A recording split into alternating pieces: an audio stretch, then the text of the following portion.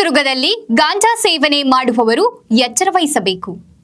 ಇದು ಅಪರಾಧ ಎಂದು ಎಸ್ಪಿ ರಂಜಿತ್ ಕುಮಾರ್ ಹೇಳಿದರು. ಅವರು ಚಿತ್ರದುರ್ಗದಲ್ಲಿ ಸುದ್ದಿಗೋಷ್ಠಿಯಲ್ಲಿ ಮಾತನಾಡಿದರು. ಪ್ರಮುಖವಾಗಿ ವಿದ್ಯಾರ್ಥಿಗಳು ಗಾಂಜಾ ಸೇವನೆಯಂತಹ ಕೀಳಿಗೆ ಬೀಳುತ್ತಾರೆ. ಅಂತಹವರ ವಿರುದ್ಧ ಕಾನೂನು ಕ್ರಮ ಜರುಗಿಸಲಾಗುತ್ತದೆ. ವಿದ್ಯಾರ್ಥಿಗಳ ಚಲನಾವಲನಗಳ ಮೇಲೆ ನಿಗಾ ಇಡಲಾಗುತ್ತದೆ.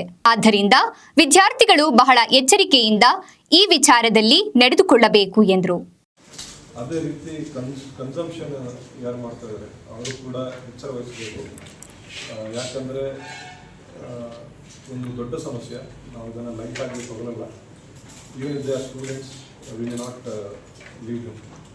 ಸೊ ಅದಕ್ಕೆ ಅವರು ಎಚ್ಚರ ವಹಿಸಬೇಕು. ಈವನ್ ಪೇರೆಂಟ್ಸ್ ಎಲ್ಲ ಕೂಡ ಮಕ್ಕಳು ಏನು ಮಾಡ್ತಾ ಇದ್ದಾರೆ, ಎಲ್ಲಿ ಹೋಗ್ತಾ ಇದ್ದಾರೆ, ಎಲ್ಲಿ ಓಡಾಡ್ತಾ ಇದ್ದಾರೆ ಅದನ್ನು ಸ್ವಲ್ಪ ಕಾಳಜಿ ವಹಿಸಬೇಕು. ಇಲ್ಲಾಂದರೆ great trouble for there future.